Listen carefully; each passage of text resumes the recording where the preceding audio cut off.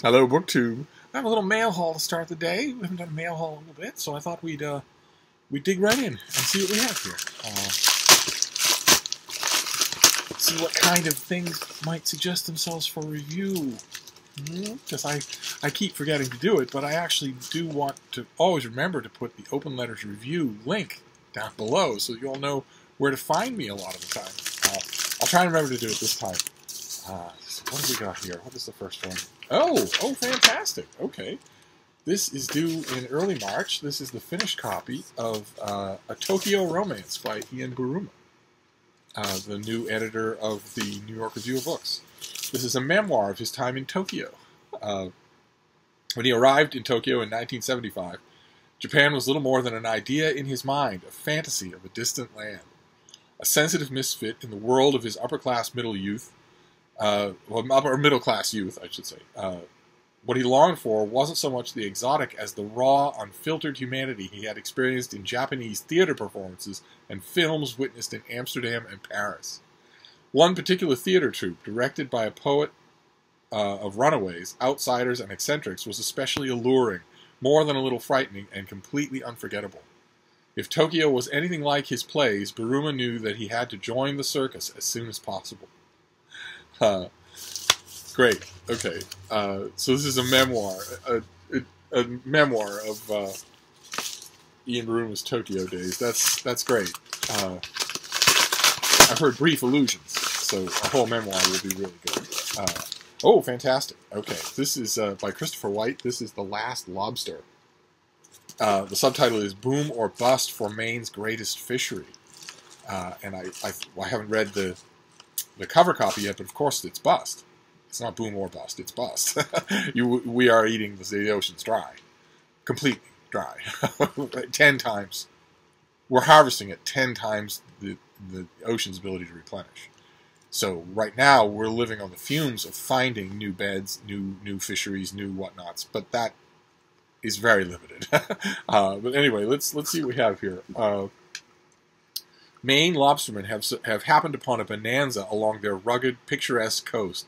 For the past 5 years, the lobster harvest has exceeded 125 million pounds, 6 times the record catch from the 1980s. Unheard of in fisheries. In this biological maritime detective story, scientists and fishermen explore various theories for the glut. Leading contenders are a sudden lack of predators and a recent wedge of warming waters which may disrupt the reproductive cycle, a consequence of climate change. Christopher White's The Last Lobster follows 3 lobster captains as they haul and set thousands of traps. Unexpectedly, boom may turn to bust, as the captains must fight a warming ocean, volatile prices, and rough weather to keep their livelihood afloat. And the Maine lobstering towns are among the first American communities to confront global warming, and the survival of the Maine coast depends on their efforts. It may be an uphill battle to create a sustainable catch as high temperatures are already displacing lobsters northward towards Canadian waters, out of reach of American fishermen.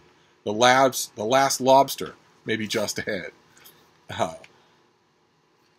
Yeah, this is going to be fascinating to read. Sounds like it's going to be, in large part, a story of the men, which is fascinating, and is clearly going towards the cable shows about the fishermen braving the open ocean. Interesting. Okay. All right. Let's see what we have. Let's see what we have next. Oh, good. Okay, I requested this. This comes out in. Suppose you could look at the book, couldn't I? April. This comes out in April from MIT Press. This is The Art of Naming by Michael Ohl. And it's all about nomenclature, the power of nomenclature.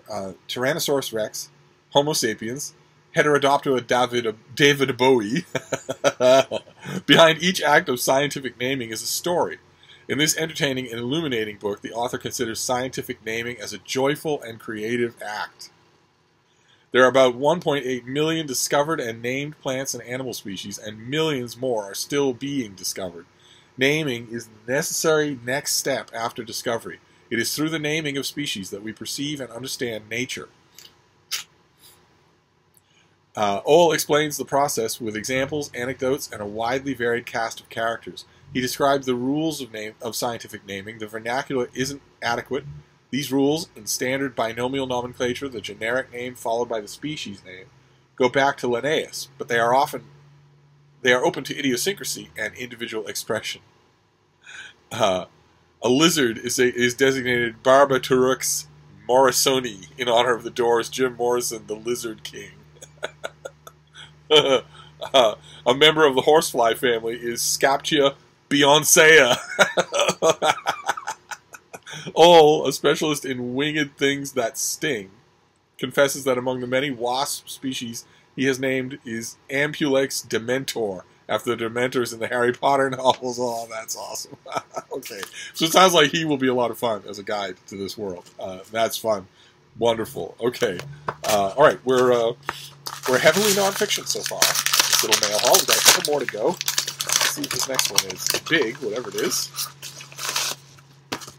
Big is good. Oh, fantastic. Oh, wow. Oh, great, great, great. All right, this is from Tor. This comes out in July, and it is a big, fat fantasy novel, which I never get. I never get them. I'm always so happy when I do. This is City of Lies by Sam Hawke. Kind of a nice, understated cover. Let's see here. Let's see. Okay. All right. Well, it has a blurb from Robin Hobb that's not doing it any favors. Robin Hobb writes, "If the first line doesn't make you buy this book, you should turn in your fantasy lover's badge." Okay. All right. But I have known and loved fantasy and science fiction lovers for a very long time, and I have a suspicion that a lot of them can read further than one line. Outwardly, Jovan is the quiet, forgettable friend of the Chancellor's charming, irresponsible heir. In secret, he's a master of poisons and chemicals, sworn to protect the Chancellor's family from treachery. When the Chancellor succumbs to an unknown poison and an army besieges the city, Jovan and his friend Kalina must protect the heir and save their city-state. Okay. All right. So is this... Oh, okay. Yeah, this says I requested this because it looked really intriguing. I don't know if you can make out how nice the cover art is. There's actually a cityscape in the reflection on the knife. But it's a poison war novel, it says here. So those of you who know this series, are there many other books in the series? Will I need to read them before I read this? I think it's great. I think it's fantastic. I'm very encouraged. Either way, I'll gladly read the earlier books. And then we'll go to this last one here. What is this? What is this last one?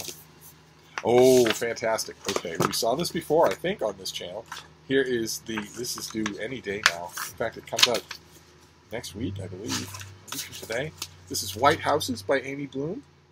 Her first foray into historical fiction. All about Eleanor Roosevelt and the long affair that she had with another woman. That just sounds fascinating. Oh, look at that! Look at the end papers, the cherry blossoms. Very nice. Okay, great, fantastic. So let's see here. We have White Houses by Amy Bloom. We have A Tokyo Romance by Ian Burma. We have The Last Lobster, about the dying lobster industry. No matter what that talk of a new glut of lobsters was telling you, trust me, it's dying. The lobsters don't come from an extra dimension. They have to live and breed in the ocean. But anyway, The Art of Naming, about scientific nomenclature, and City of Lies, a great big fat fantasy novel that I'm eager to get to. I just don't want to ruin my own first reading experience if I need to read something before it first. So I'll have to research that. But that is it. That is a nice beginning of the day mail haul. And we'll be back. I'll be back with plenty more stuff later on. Thank you, BookTube.